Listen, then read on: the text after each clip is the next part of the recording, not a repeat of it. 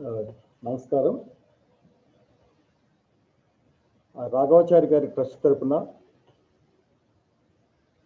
ఇప్పుడు ఈ మూడో వెబినార్ మనం లెక్చర్ని నిర్వహించుకుంటున్నాం. రాఘవాచారి గారు వారు జీవితకాలంలో నమ్మిన ఆశయాలు భావాలని అక్షర రూపం దాల్చడానికి రాఘవాచారి గారి కుటుంబ సభ్యులు ఇతర మిత్రులు కలిసి ఈ ట్రస్ట్ని ఏర్పాటు చేయడం జరిగింది. రాఘవాచారి గారితో నాకు సన్నిహిత్యం నేను నాగార్జున విశ్వవిద్యాలయంలో చదువుకునేటప్పటి నుంచి ఉంది. వారు నిబద్ధత కలిగిన వ్యక్తి, నిజాయితీకి నిలువుటద్దం. ముఖ్యంగా వారు ఎంత ఎదిగినా కూడా ఒదిగి ఉండాలనే తత్వం కలిగిన వారు. వారి అభిప్రాయాలు భావనలు నచ్చని వ్యక్తులకు కూడా వారు తమ భావాల్ని సున్నితంగా హాస్యాన్ని జోడించి వారు ఆలోచించేటట్టు ప్రేరణ కల్పించేవారు. వారి నుంచి నేను చాలా విషయాలు నేర్చుకున్నాను. ముఖ్యంగా ఎదుటివారిని ఏ విధంగా గౌరవించాలి అన్నది వారి వ్యక్తిత్వంలో చాలా ప్రస్ఫుటంగా కనపడేది.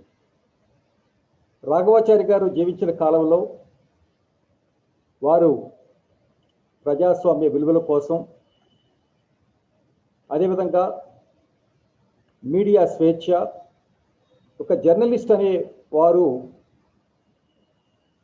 ప్రజా శ్రేయస్సు, ప్రజా ప్రయోజనాలను కాపాడాలంటే ఏం చేయాలి అని వారు చాలా తప్పించారు. దానికి తగ్గట్టుగానే ఈ ట్రస్ట్ని ఏర్పాటు చేయడం జరిగింది.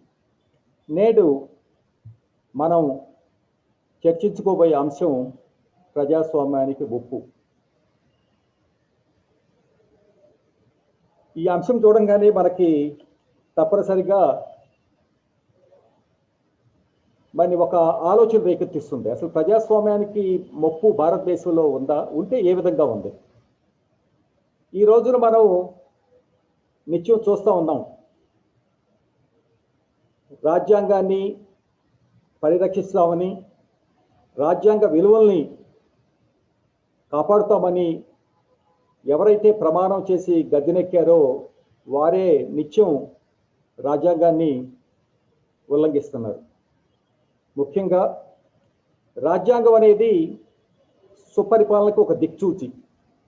భారతదేశంలో పాలనా విధానం ఏ విధంగా ఉండాలి, పరిపాలన ఏ విధంగా ఉండాలి తెలిపి రాజ్యాంగం అనేది ఒక రకంగా ఒక బైబిల్, ఒక ఖురాన్, ఒక మహాభారతం. కానీ ఈ రోజున మనం చూస్తూ ఉన్నాం రాజ్యాంగ విలువల్ని అనునిత్యం కాలు రాస్తున్నారు. ముఖ్యంగా మరి పాలకులు అసలు జాతీయవాదం యొక్క పూర్తి అర్థాన్ని మార్చివేసి స్వాతంత్ర సంగ్రామ ఉద్యమంలో ఏమాత్రము పాత్ర లేని మరి పాలకులు మేమే నిజమైన జాతీయవాదం, మమ్మల్ని వ్యతిరేకించే ఎవరైనా కూడా దేశద్రోహులు, కాబట్టి మమ్మల్ని వ్యతిరేకించే మీరు ఎవరు కూడా మామూలు దేశద్రోహులని ముద్ర వేసి మరి రాజద్రోహం కేసులు, వాళ్ళ మీద జాతీయ పరిశోధన సంస్థ తోటి విచారణలు, మరి బెయిల్ లేకుండానే నిర్బంధించటం, ఇవన్నీ చూస్తూ ఉన్నాం. ముఖ్యంగా మరి సుప్రీంకోర్టు గతంలో ఇచ్చిన తీర్పులను కూడా కాలరాస్తూ మరి రాజద్రోహం కేసులు, తర్వాత అన్లాఫుల్ యాక్టివిటీస్ ప్రివెన్షన్ యాక్ట్ కింద కేసులు పెట్టి జైల్లో పెట్టడం మనం చూస్తూనే ఉన్నాం. ముఖ్యంగా supreme court Shreya Singhal versus Union of India అనే కేసులో స్పష్టంగా చెప్పింది, ఈ అంతర్జాలం వేదికగా పౌరులు తమ అభిప్రాయాన్ని కనుక పంచుకున్నట్లయితే అభిప్రాయం వేరే వాళ్ళకి కష్టంగా ఉన్నప్పటికీ కూడా దాని మీద కేసులు పెట్టడానికి వీల్లేదని చెప్పి సుప్రీంకోర్టు చెప్పింది. కానీ దురదృష్టవశాత్తు సుప్రీంకోర్టు ఇన్ఫర్మేషన్ టెక్నాలజీ యాక్ట్లో చెప్పబడిన సెక్షన్ 66A చెల్లదు అని చెప్పినప్పటికీ కూడా దాని మీద కేంద్ర ప్రభుత్వాలు రాష్ట్ర ప్రభుత్వాలు పరంపరగా కేసులు పెడుతూనే ఉన్నాయి. ఆ సెక్షన్ చెల్లదని చెప్పిన తర్వాత కూడా దాదాపు 2000 కేసులు పెట్టండి, ఈనాటికి 2000 కేసులు పెట్టారు. వాటి మీద మరి ప్రాసిక్యూషన్ కూడా చేస్తున్నారు. అంటే మన దేశంలో చట్టాలు చెప్పిన దానికి క్షేత్రస్థాయిలో అమలుపరుస్తున్న దానికి తీవ్రమైన వ్యత్యాసం ఉంది. ఇది తప్పనిసరిగా రాజ్యాంగ స్ఫూర్తికి వ్యతిరేకం. అంతేకాకుండా ప్రజాస్వామ్యానికి పట్టుగమలు సంస్థల స్వయం ప్రతిపత్తి స్వావలంబన మీద ప్రజాస్వామ్యం పునాది అనేది ఆధారపడుతుంది. అదేవిధంగా ప్రజాస్వామ్యానికి ప్రాణవాయువు ఆక్సిజను పౌరులు నిర్భయంగా నిర్భీతితోటి భావ వ్యక్తీకరణ చేయటం. కానీ ఈ రోజున మనం చూస్తున్నట్లయితే ప్రజల స్వేచ్ఛగా నిర్భీతితో భావ వ్యక్తీకరణ చేసే ఒక కంజెనియల్ అట్మాస్ఫియర్ కూడా లేదని మనం చూస్తా ఉన్నాం.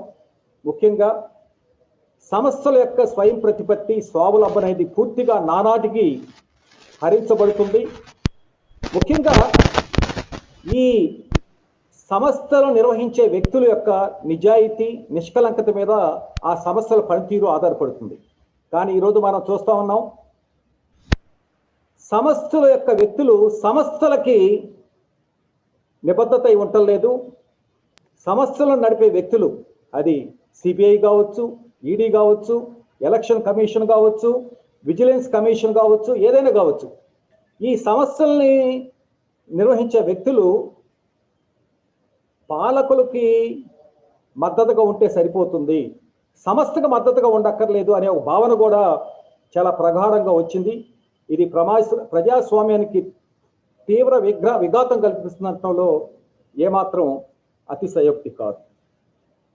నేడు కార్యనిర్వాహక వర్గం దయాదాక్షిణ్యాల మీద వ్యక్తి స్వేచ్ఛ ఆధారపడి ఉందంటే ఏమాత్రం అతిశయోక్తి కాదు.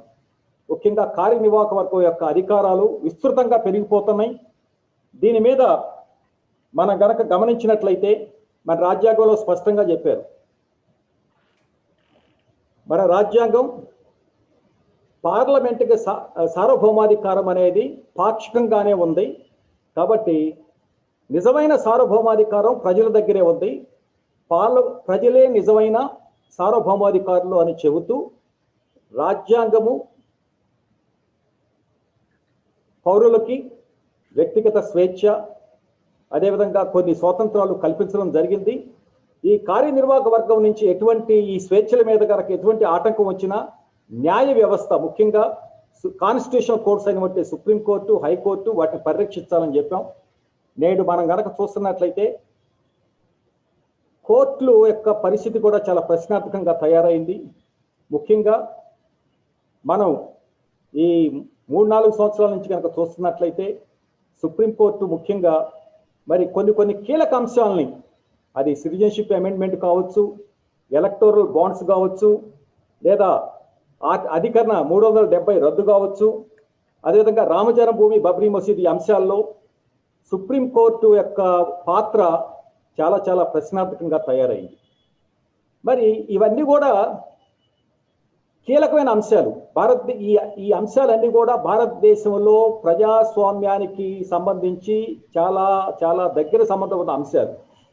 వీటన్నింటినీ సుప్రీంకోర్టు మరి ఈనాటికి కూడా వీటి మీద మరి విచారణ చేపట్టిన దాఖలాలు లేవు. రామజన్మభూమి అంశం మీద అయితే మరి తీర్పు కూడా ఇచ్చింది. ఆ తీర్పులో సుప్రీంకోర్టు చట్ట ప్రకారం కాకుండా సెంటిమెంట్స్ని దృష్టిలో పెట్టుకొని తీర్పు ఇవ్వటం జరిగింది.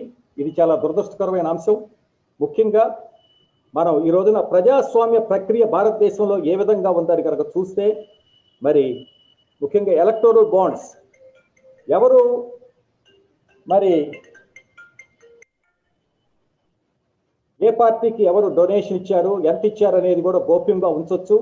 ఆ విధంగా సమాచార హక్కు చట్ట ప్రకారం కూడా చెప్పవలసిన అవసరం లేదని మరి తీర్పులు ఇవ్వడం జరిగింది. ఈ విధంగా గనక మరి ప్రజాస్వామ్యం అనేది మరి పారదర్శకతగా ఉండాలి, జవాబుదారీతనం ఉండాలి. కానీ ఈ పారదర్శకతను, జవాబుదారీతనాన్ని మరి పాతరేసేసి మరి ముఖ్యంగా మరి పాలకులు ఈ విధంగా చెప్పవలసిన అవసరం లేదు. కాబట్టి ఇవన్నీ కూడా నిగూఢంగా రహస్యంగా చేసుకోవచ్చు అని చెబుతున్నారు. ముఖ్యంగా మనం ఒక విషయాన్ని గమనించాలి. మరి వాక్ స్వాతంత్రాన్ని హరిస్తున్నారు, సంస్థల యొక్క స్వతంత్రత మరి స్వావలంబన్ని హరిస్తున్నారు. అదేవిధంగా మరి పార్లమెంట్లో కూడా, అంటే చట్టసభలైన పార్లమెంట్లో కూడా అతి ముఖ్యమైన విషయాల మీద కూడా చర్చ లేకుండానే వాయిస్ ఓట్ తోటి చట్టాలని మరి రూపొందించి అమల్లోకి తీసుకొస్తారు. ముఖ్యంగా మనం మరి ఈ వ్యవసాయం మీద చేసిన 3 చట్టాలు కూడా మరి అతి ముఖ్యమైన చట్టాలు అయినప్పటికీ కూడా పార్లమెంట్లో ఎటువంటి చర్చ లేకుండానే మరి ఆ చట్టాలు మూలంగా ఎఫెక్ట్ అయ్యే ఫార్మర్స్ తోటి కూడా చర్చించకుండానే రాజ్యసభలో వాయిస్ ఓట్ తోటి పాస్ చేసిన విధానం మనకు అందరికీ తెలుసు. ఇక్కడ ముఖ్యంగా ఇంకో విషయాన్ని కూడా గమనించాలి. ఈ రోజు కనుక మనం ఈ అన్ని విషయాలు కనుక మనం చూసినట్లయితే మన పైన మనం ఎటు వెళ్తున్నాం, తిరోగమనమా పురోగమనం అంటే తప్పనిసరిగా మనం తిరోగమనం వైపు వెళ్తున్నామని చెప్పొచ్చు.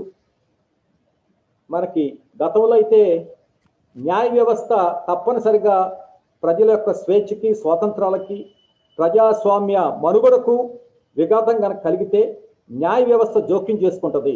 న్యాయ వ్యవస్థ జోక్యం చేసుకొని రాజ్యాంగ విలువల్ని పరిరక్షిస్తుంది అనే భావన మనలో దృఢంగా ఉండేది.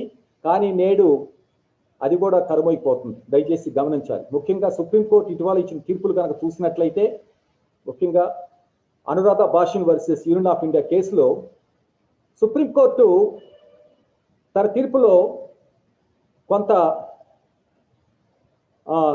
పురోగమనంగాను కొంత తిరోగమనంగాను చెప్పడం జరిగింది. అంటే అంతర్జాలం అంటే ఇంటర్నెట్ అనేది జీవించే హక్కులు అంతర్భాగం అని చెబుతూ, కానీ ఈ అంతర్జాలాన్ని మామూలు ప్రజలకు అందుబాటులో లేకుండా చేయాలంటే దాన్ని సంబంధించి తగిన చర్యల్ని కార్యనిర్వాహక వర్గం తీసుకోవచ్చు అని చెబుతూ, మళ్ళా కార్యనిర్వాహక వర్గం తీసుకున్న చర్యలు సహేతుకంగా ఉన్నాయా, అహేతుకంగా ఉన్నాయా అనేది కార్యనిర్వాహక వర్గమే దాని మీద చర్చించే నిర్ణయం తీసుకోవాలి అని చెప్పి దొంగ చేతికే తాళాలు ఇచ్చినట్టు సుప్రీంకోర్టు ఇవ్వడం జరిగింది. ఇది చాలా దురదృష్టకరం. ముఖ్యంగా ఇటువంటి తీర్పులు గత 4-5 సంవత్సరాల్లో చాలా వచ్చినాయి. ఈ రోజున మనం గనక చూసినట్లయితే కొన్ని విషయాల్ని మనం తప్పనిసరిగా గమనించాలి. మరి వాక్ స్వాతంత్రం, మీడియా స్వేచ్ఛ అనేది దాదాపు కనుమరుగోగే ప్రమాదం ఉంది. ముఖ్యంగా మీడియాను కూడా ఏ విధంగా మరి సప్రెస్ చేస్తుంది. తమకు అనుకూలమైన మీడియా అయితే వారికి ఏమన్నా పెద్దపీట వేసి తమకి గిట్టని నచ్చని మీడియా సమస్యలపై జోక్యం చేసుకోవటం, అదేవిధంగా తమకి నచ్చని వ్యక్తులు, తమకు నచ్చని సమస్యల మీద సెలెక్టివ్ ఇంప్లిమెంటేషన్ ఆఫ్ లా, అంటే ఒక మన న్యాయ వ్యవస్థ, మన ప్రజాస్వామ్య వ్యవస్థ పౌరులందరికీ సమాన అవకాశాలు, చట్టం ముందు పౌరులందరూ సమానమే అనే ఒక భావన మీద ఆధారపడి ఉంది. కానీ ఈనాడు మన వ్యవస్థలో జరుగుతుంది ఏంటంటే సెలెక్టివ్ అప్లికేషన్ ఆఫ్ లా. అంటే ఆ వ్యక్తి ఐడెంటిటీ ఏంటి, ఆ వ్యక్తి అభిప్రాయాలు ఏంటి, ఆ వ్యక్తి ఏ రాజకీయ పార్టీతో అనుబంధం కలిగి ఉన్నాడు అనే దాని మీద ఆ చట్టం అతనికి వర్తిస్తుందా లేదా అనేది కార్యనిర్వాహక వర్గం మరి డిసైడ్ చేస్తుంది. మనకు తెలిసి ఇవన్నీ కూడా మరి ఒక వ్యక్తి పాలక పార్టీకి అనుకూలమైన వాళ్ళు వ్యక్తులైతే వాళ్ళు చట్టాన్ని ఉల్లంఘించినా, చట్టాన్ని ధిక్కరించినా, చట్ట వ్యతిరేకమైన పనులు చేసినా వారికి చట్టం వర్తించదు. వారు వారు చేసిన పనులు చట్ట వ్యతిరేకమైనప్పటికీ కూడా వారి మీద ఎటువంటి చర్యలు ఉండవు. మనం ముఖ్యంగా ఢిల్లీ రైట్స్లో చూసాం. మరి ఢిల్లీ హైకోర్టు న్యాయస్థానం జడ్జి గారైన మురళీధరన్ గారు పోలీసులు తమ యొక్క పరిశోధనను సరిగ్గా చేయలేదు, చట్టాన్ని ఉల్లంఘించిన పాలక పార్టీ వ్యక్తుల మీద కూడా కేసులు పెట్టండి అని చెప్పి ఆదేశాలు జారీ చేస్తే ఆయన్ని అదే రోజు మరి పంజాబ్ హర్యానా హైకోర్టుకి ట్రాన్స్ఫర్ చేసిన విధానం కూడా మనం చూస్తా ఉన్నాం. ముఖ్యంగా మనని పూర్తిగా దిగ్భ్రాంతి కలవరపరిచే విషయం ఏంటంటే న్యాయ వ్యవస్థ ప్రక్రియలో కార్యనిర్వాహక వర్గం అనేది చాలా చాలా తీవ్రంగా ఆందోళన పరిచే విధంగా జోక్యం చేసుకుంటుంది. ఈ విధంగా కనుక జోక్యం చేసుకున్నట్లయితే మరి మన రాజ్యాంగంలో చెప్పిన బ్యాలెన్స్ ఆఫ్ పవర్ స్ట్రక్చర్ కానివ్వండి, న్యాయ వ్యవస్థకున్న అసాధారణమైన అధికారాలు ఏవైతే ఉన్నాయో, ప్రజల స్వేచ్ఛ, స్వాతంత్రం, ప్రజాస్వామ్య ప్రక్రియకు దోహం చేసే మరి ఈ చర్యలన్నీ కూడా మరి హరించబడతాయి. అటువంటప్పుడు రాజ్యాంగం కూడా హననం కాబడుతుంది. కాబట్టి ఈ విషయాలపై మనం ఈ రోజున మరి కూలంకషంగా చర్చించుకోవాల్సిన ఆవశ్యకత ఎంతైనా ఉంది. ముఖ్యంగా మరి సమాజంలో మరి మేధావులు అయిన వ్యక్తులు ఈ విషయాల మీద కనుక అతమర్చి కనుక నిద్రపోయినట్లయితే తర్వాత దానివల్ల వచ్చే పర్యవసనాలు మనకు అన్నీ తెలుసు. ముఖ్యంగా ఈ పరిస్థితుల్లో మనమంతా కూడా ఈ విషయాల మీద చర్చించి ప్రజల్ని మనం చైతన్యపరుచుకుంటూ ప్రజలను చైతన్యపరచాల్సిన ఆవశ్యకత ఉంది. ఆ దిశగా మరి రాఘవాచారి గారి ట్రస్ట్ ఈ అత్యంత ముఖ్యమైన విషయం మీద ఈ రోజున ఈ చర్చని మరి ప్రారంభించడం జరిగింది. ఈ చర్చలో పాల్గొనే వక్తలుగా మనకి గౌరవనీయులు రాష్ట్ర హైకోర్టు మాజీ న్యాయమూర్తి గారు రజనీ గారు, మరి అదేవిధంగా విశాలాంధ్ర గౌరవ ఎడిటర్ ఆర్వీఆర్ గారు మనకి ఈ విషయాల మీద మాట్లాడతారు. ముందుగా నేను విశాలాంధ్ర గౌరవ ఎడిటర్ ఆర్వీఆర్ గారిని మాట్లాడవలసిందిగా కోరుతున్నాను. మాలతి గారు, మీరు ఆర్వి రామారావు గారిని పరిచయం చేయండి.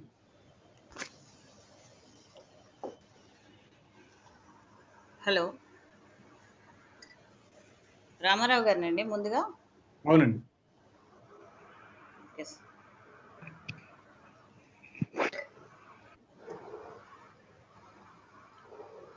శ్రీ ఆర్వి రామారావు గారు 4.5 దశాబ్దాల అనుభవం ఉన్న సీనియర్ జర్నలిస్టు, సాహిత్య విమర్శకులు. 1970 నుంచి సాహిత్య రంగంలో ఉన్నారు. అభ్యుదయ రచయితల సంఘం పునర్నిర్మాణ ప్రయత్నాలు ప్రారంభమైనప్పటి నుంచి ఆ సంఘ కార్యకలాపాలతో సంబంధం ఉన్నవారు. కొత్త బాట, ఈనాడు, ఆంధ్రప్రభ, ఉదయం, ఆంధ్రభూమి పత్రికలలో పనిచేశారు. ఇటీవలి దాకా ఈనాడు పాత్రికేయ పాఠశాలలో అధ్యాపకునిగా పనిచేశారు. ఇంగ్లీషు, తెలుగు భాషలలోకి అనువాదకుడిగా ఆయన ప్రసిద్ధులు. గెయిల్ ఆమ్సెట్ రాసిన అంబేద్కర్ జీవిత చరిత్ర వికాస భారతావని దిశగా తెలుగులోకి అనువదించారు.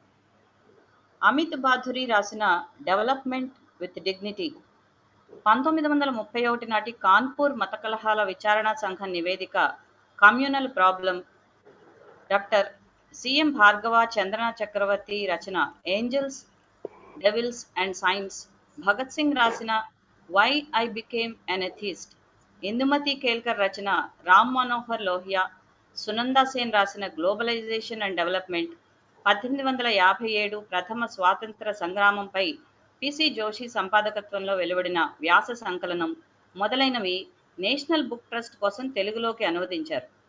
కేంద్ర ప్రభుత్వ సమాచార విభాగం సిఐబి కోసం సుభాష్ కశ్యప్ రచన కాన్స్టిట్యూషన్ అండ్ సిటిజన్ తెలుగులోకి అనువదించారు. వట్టికోట ఆళ్వార్ స్వామి ప్రజల మనిషి నవలను తెలుగు విశ్వవిద్యాలయం కోసం ఇంగ్లీష్లోకి అనువదించారు. డాక్టర్ వై రాధాకృష్ణమూర్తి జీవితానుభవాలను కూడా ఇంగ్లీష్లోకి అనువదించారు. ఈనాడు వ్యవహార కోశం తయారీలో డాక్టర్ బోధరాజు రాధాకృష్ణతో కలిసి పనిచేశారు. ఆంధ్రప్రదేశ్ ప్రెస్ అకాడమీ ప్రచురించిన పత్రికా పదకోశం సంపాదక మండలిలో ఆయన సభ్యులు. తెలుగులో మొట్టమొదటి వర్ణక్రమ నిఘంటువు తప్పులు దిద్దుకుందాంను కూర్చారు.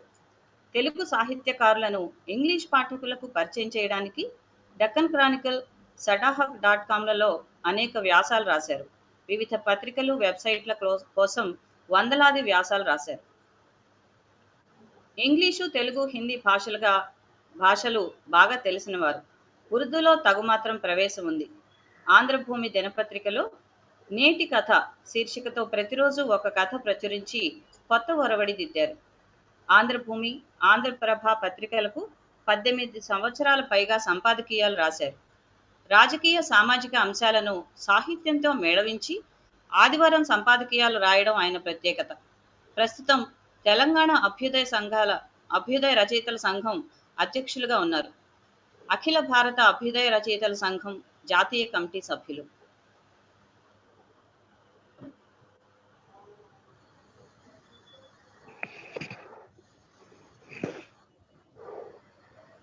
రామారావు గారు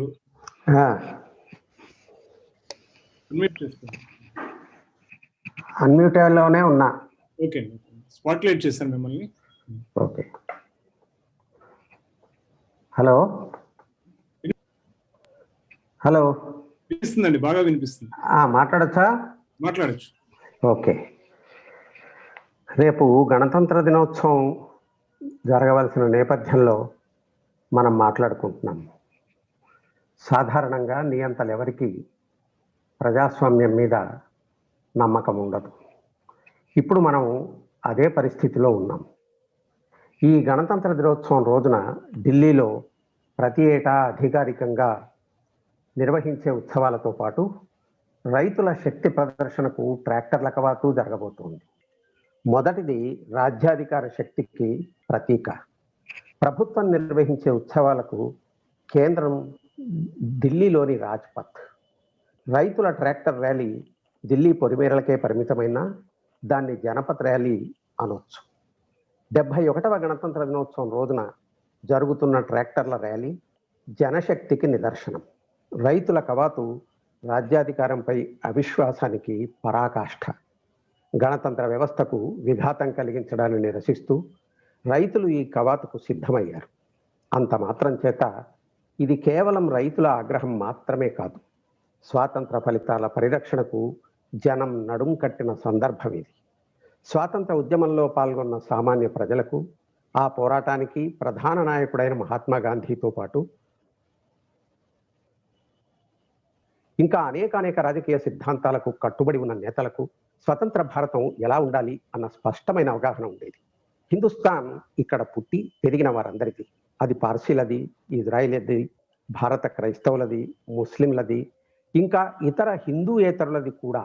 అదేవిధంగా మెజారిటీ మతస్థులుగా ఉన్న హిందువులది కూడా ఈ దేశం. స్వతంత్ర భారతం హిందూ రాజ్యంగా ఉండదు, అది భారతరాజుగా ఉంటుంది. ఏ మతానికి, వర్గానికి ఆధిపత్యం అన్న అంశం మీద ఆధారపడి ఉండదు. మతంతో సంబంధం లేకుండా మొత్తం అందరిది అని మహాత్మా గాంధీ భావించారు. అదేవిధంగా స్వాతంత్ర పోరాటంతో లేశమాత్రమైన సంబంధం కూడా లేని వారికి స్వతంత్ర భారత్ ఎలా ఉండాలన్న ఊహ ఉండేది. ఈ వాదానికి ప్రధాన ప్రతినిధి ఆర్ఎస్ఎస్ సిద్ధాంతకర్త ఎంఎస్ గోల్వాల్కర్. ఆయన ఇలా అన్నారు: హిందూయేతరులు హిందూ సంస్కృతిని, భాషను అలవర్చుకోవాలి, హిందూ మతాన్ని అభిమానించడం నేర్చుకోవాలి. వారి మదిలో హిందూ జాతి అన్న భావన మినహా మరే ఆలోచన ఉండకూడదు. ఒక్క మాటలో చెప్పాలంటే హిందువులు కాని వారు హిందూ మతానికి అనుగుణంగా ఉండాలి. వారికి మరే ఆకాంక్ష ఉండకూడదు. విశేషాధికారాలు ఏమీ ఉండవు, ప్రాధాన్యత అసలే ఉండదు, కనీసం పౌరసత్వ హక్కులు కూడా ఉండవు. ఈ మాటలు గోల్వాల్కర్ 1938లో రాసిన అవర్ నేషన్ హుడ్ డిఫైన్డ్ అన్న గ్రంథంలోనివి. అయితే ఆయన ఆశ నెరవేరలేదు. ఇవాళ అన్ని మతాల వాళ్ళకి పౌరసత్వం ఉంది, పౌర హక్కులు ఉన్నాయి అని అనుకుంటున్నాం. కనీసం సంఘ్ పరివార్ కుదురుకు చెందిన వారు స్వాతంత్ర పోరాటంలో పాల్గొనకపోవడమే కాదు, ఆ పోరాటాన్ని వ్యతిరేకించారు కూడా. బ్రిటిష్ వ్యతిరేకంగా పోరాడి హిందువులు సమయం వృధా చేసుకోకండి, ఆ శక్తిని అంతర్గత శత్రువులైన ముస్లింలు, క్రైస్తవులు, కమ్యూనిస్టులతో పోరాడడానికి మిగుల్చుకోండి అని గోల్వాల్కర్ హిందువులకు ఉపదేశించారు.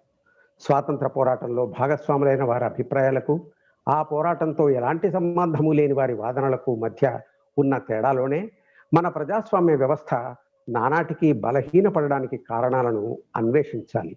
వలసవాద సామ్రాజ్యవాద సంఖ్యలను తెంచుకోవడానికి పాటుపడ్డవారు గత 73 ఏళ్లలో ఎక్కువ కాలం అధికారంలో ఉన్నారు.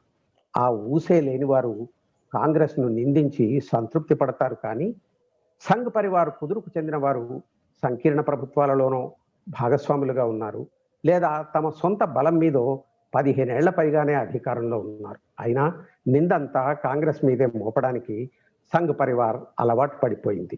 రాజ్యాధికారంపై సంఘ్ పరివార్ ఉక్కు పిడికిలి బిగుస్తున్న కొద్దీ ప్రజాస్వామ్యం ఊపిరి సలపని స్థితికి చేరుకుంటోంది. ఇందిరాగాంధీ హయాంలో ఎమర్జెన్సీ విధించడం ప్రజాస్వామ్యం పీక నొలమడమే, సందేహం లేదు. కానీ ఇప్పుడు ఎమర్జెన్సీ విధించకుండానే ప్రజాస్వామ్యం గొంతు నొలమడమే కాదు, ప్రజాస్వామ్య హక్కుల ఊసెత్తే వారిని దేశద్రోహులుగా చిత్రిస్తున్నారు.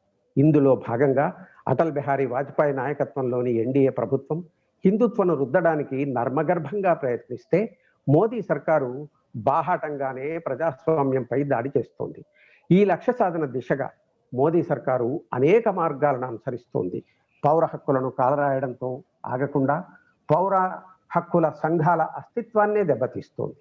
మానవ హక్కుల కార్యకర్తల మీద నిందలు వేయడమే కాక వారి మీద బూటకపు కేసులు మోపడం, విచారణ అతి గతి తెలియకుండా ఏళ్ల తరబడి జైళ్లలో మగ్గబెట్టడం, చట్ట వ్యతిరేక కార్యకలాపాల నిరోధక చట్టాన్ని మరింత కరుకుగా తయారు చేసి తమ వాదనతో అంగీకరించని వారందరి మీద ఆ చట్టం ప్రయోగించడం, ఎవరైనా దేశద్రోహులుగా ముద్ర వేయడానికి ఈ కిరాతక చట్టాన్ని పదునైన ఆయుధంగా వాడుకోవడం, రైతుల ఉద్యమంలో భాగస్వాములైన కొందరి మీద, ఈ ఉద్యమాన్ని సమర్థించే వారి మీద జాతీయ దర్యాప్తు సంస్థను పురిగొల్పడం, పార్లమెంటును తమ వర్గానికి అవసరమైన చట్టాలను ఆమోదించే వేదికగా దిగజార్చడం, కాంగ్రెస్ రహిత రాజకీయ వ్యవస్థ అని బాహాటంగా ప్రకటించిన లక్ష్యాన్ని మొత్తం ప్రతిపక్షమే లేకుండా చేయడం, మెజారిటీ లేని సందర్భంలో కూడా ఫిరాయింపులను ప్రోత్సహించి దొడ్డిదారిలో ప్రభుత్వాలు ఏర్పాటు చేయడం, ఇది బీజేపీ చేస్తున్న పని.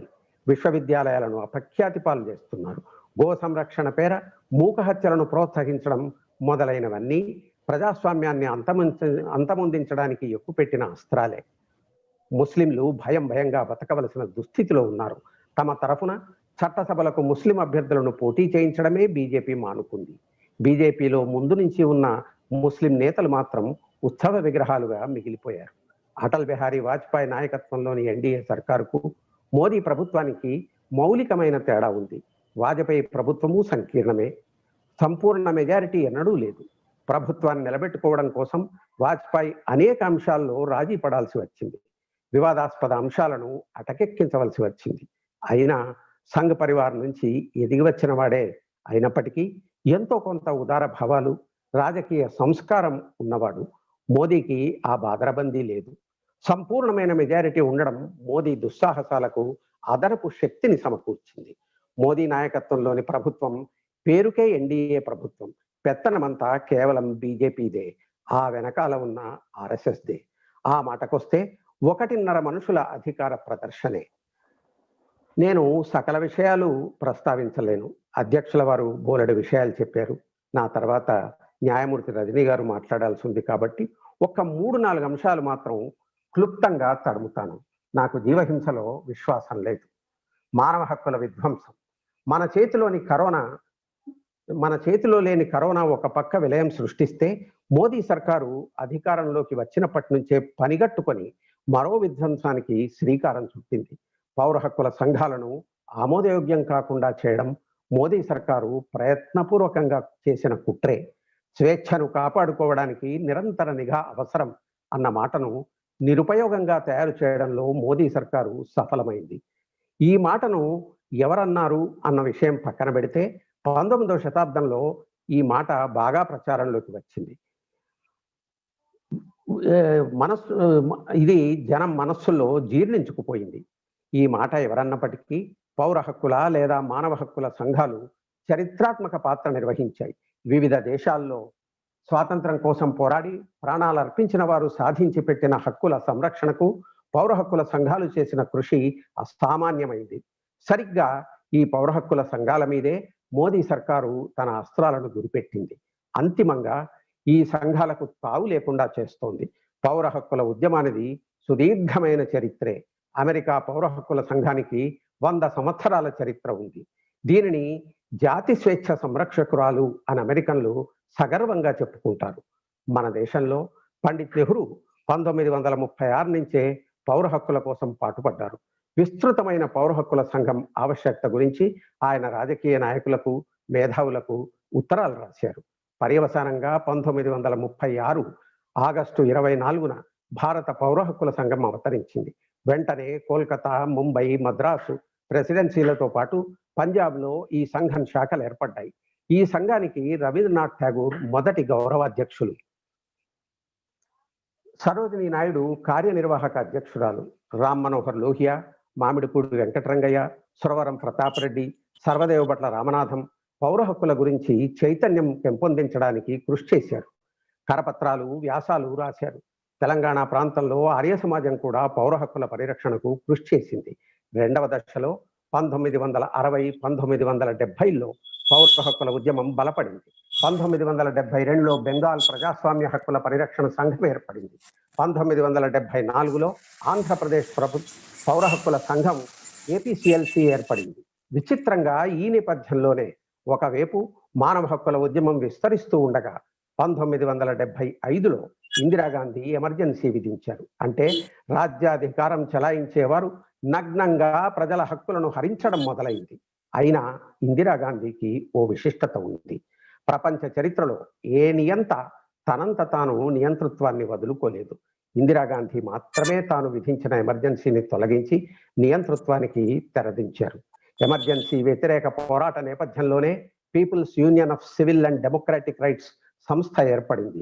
లోక్ నాయక్ జయప్రకాష్ నారాయణ్ ఈ సంఘం అవతరణకు స్ఫూర్తి ప్రదాత. తార్కుండే ఈ సంఘానికి అధ్యక్షుడిగా, కృష్ణకాంత్ ప్రధాన కార్యదర్శిగా ఉండేవారు.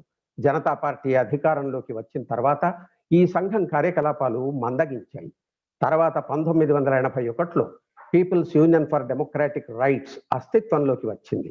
ఓపీడీఆర్ 1979లో హైదరాబాద్లో ఏర్పడింది. అదే వరుసలో 1977లో Committee for Protecting Democratic Rights, 1979లో లోక్ షాహీ హక్ సంఘటన్ మొదలైనవి ఏర్పడ్డాయి.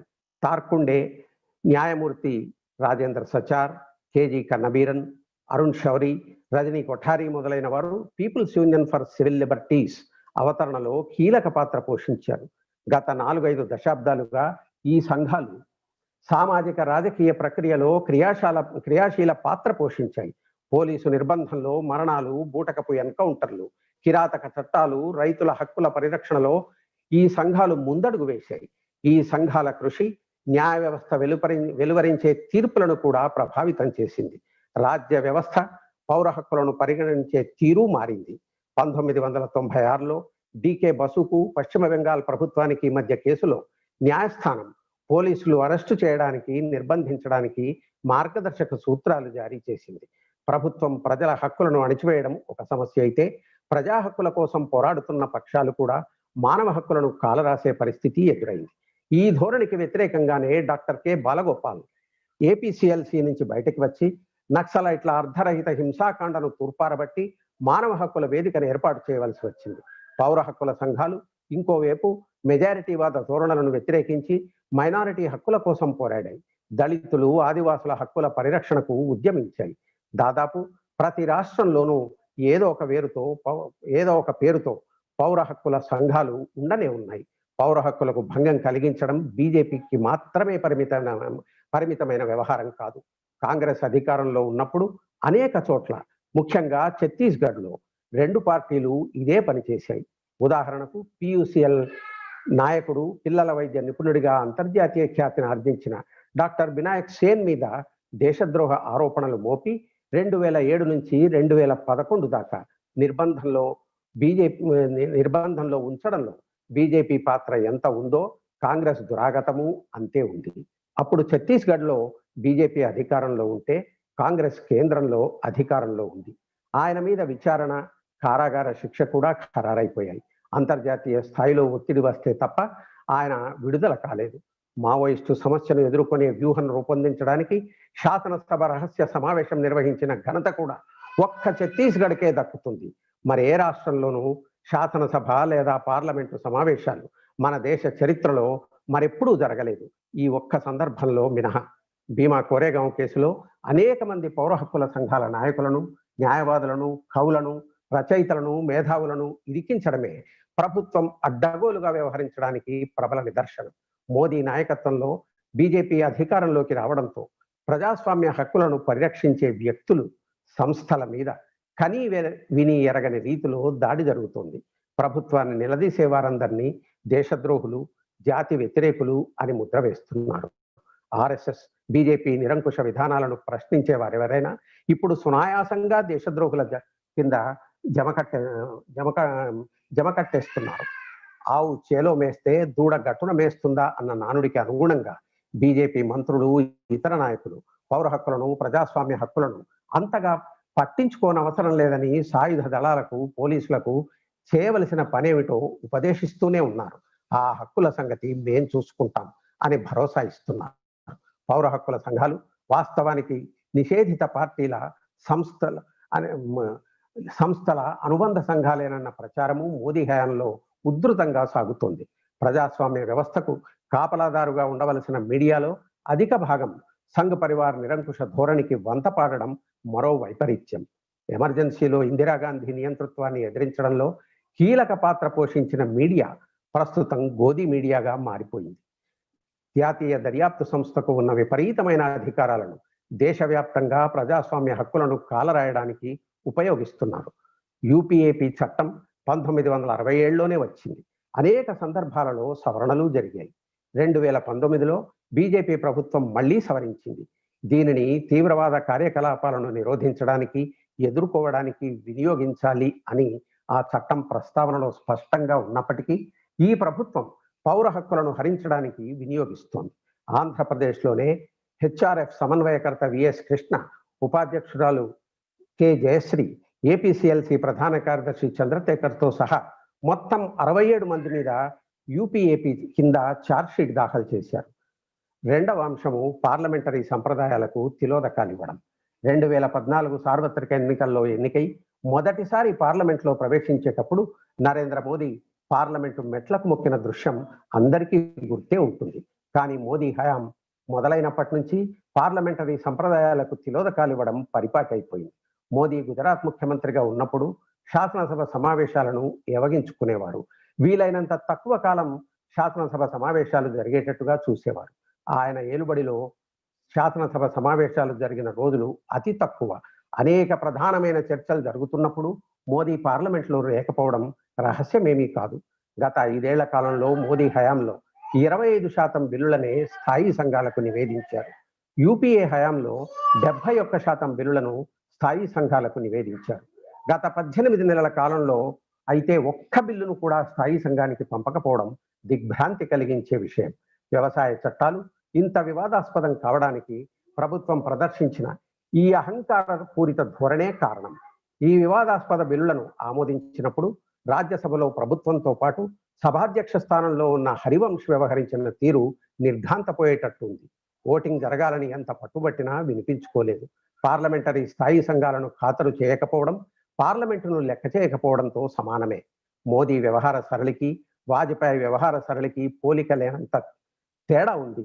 వాజ్పేయి రాజ్యసభలో ఉన్నప్పుడు మొట్టమొదట రాజ్యసభ ఏర్పడినప్పటి నుంచి జీవితాంతం ఆ సభ సభ్యుడిగా ఉన్న భూపేష్ గుప్తా కూర్చున్న స్థానం దగ్గరకు వెళ్ళి నమస్కరించి తిరిగి వచ్చి తన స్థానంలో ఆసీనులయ్యేవారు. ఈ మర్యాదలు వాజ్పేయి, అడ్వాణీతోనే ముగిసినట్టున్నాయి. హిరేన్ ముఖర్జీ, భూపేష్ గుప్తా లాంటి వారు మాట్లాడుతున్నారంటే పార్లమెంటు ఆవరణలో ఎక్కడున్నా నెహ్రూ సభలోకి పరిగెత్తుకెళ్లేవారు.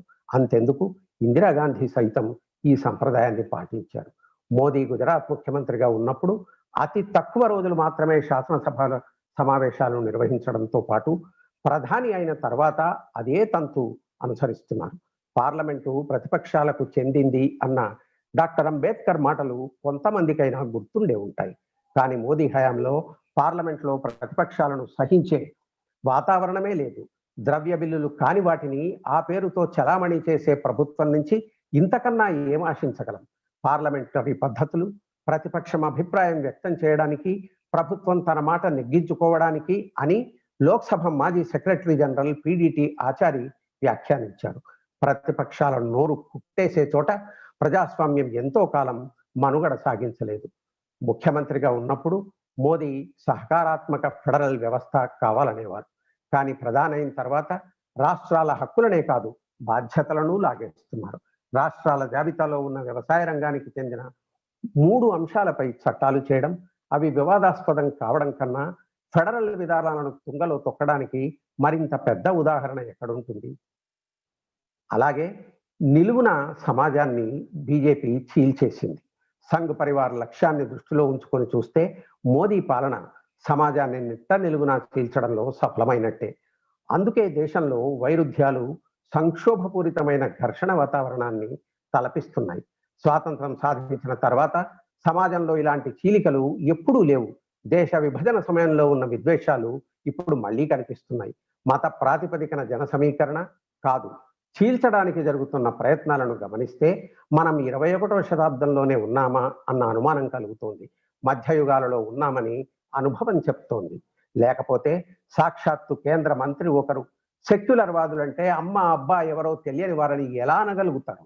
తమను తాము సెక్యులరిస్టులని కాకుండా హిందువులు, ముస్లింలు, క్రైస్తవులు, బ్రాహ్మణులు, రాజపుత్రులు అని చెప్పుకోవాలని సదరు మంత్రి సెలవిచ్చారు.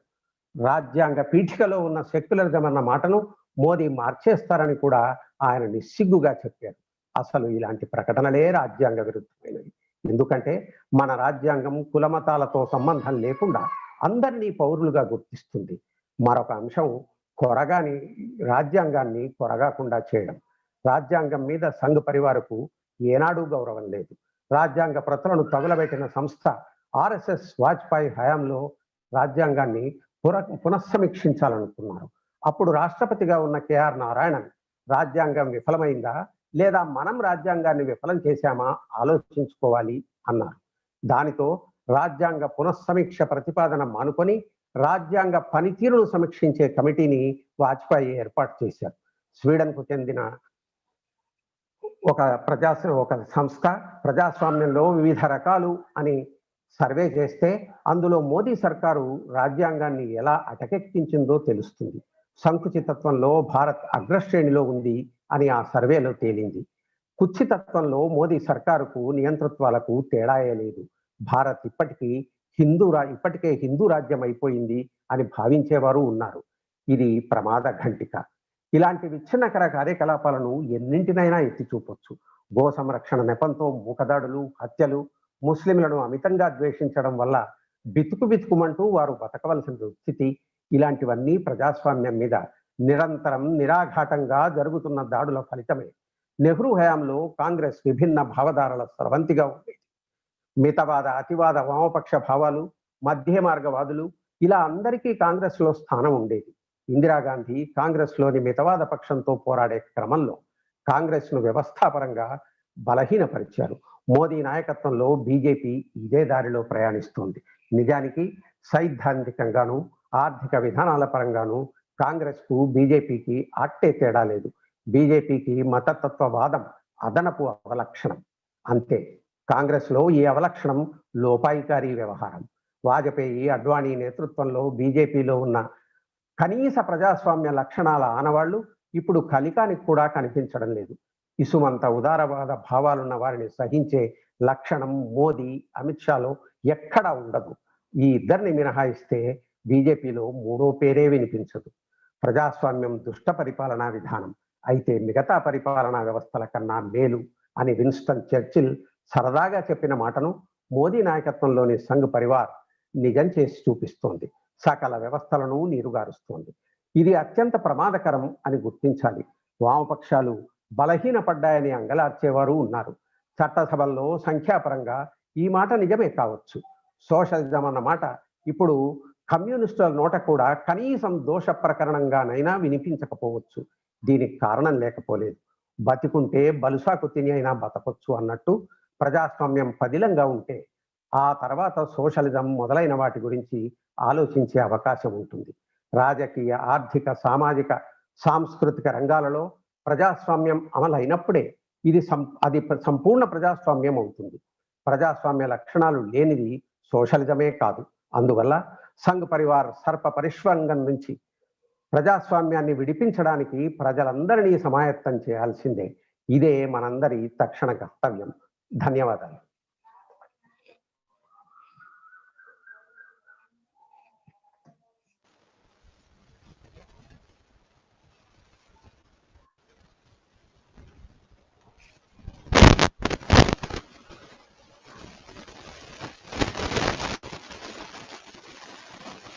మూర్తి గారు హలో, రజనీ గారిని పరిచయం చేయండి. మూర్తి గారు. ధన్యవాదాలు రామారావు గారు. థ్యాంక్స్ అండి. వేలప్రోలు రజనీ గారు అభ్యుదయ భావాలు గల కుటుంబంలో జన్మించారు. తన 5వ ఏట నుంచి హాస్టల్లో ఉంటూనే చదువును కొనసాగించారు. ఆంధ్ర యూనివర్సిటీలో లా చేసి గుంటూరులో తన ప్రాక్టీస్ను ప్రారంభించారు. 2002లో డిస్ట్రిక్ట్ జడ్జిగా ఎంపికయ్యి కరీంనగర్, సంగారెడ్డి, హైదరాబాద్ జిల్లాలలో పనిచేశారు. 2017లో కామన్ హైకోర్టులో పదవిని పొంది 2019లో హైకోర్టు జడ్జిగా ప్రమాణ స్వీకారం చేశారు. 2020లో పదవీ విరమణ చేశారు. న్యాయరంగంలో సుదీర్ఘానుభవం గడించిన రజనీ గారిని ఈనాటి అంశంపై తన అభిప్రాయాలను మనతో పంచుకోవాల్సిందిగా కోరుతున్నాను.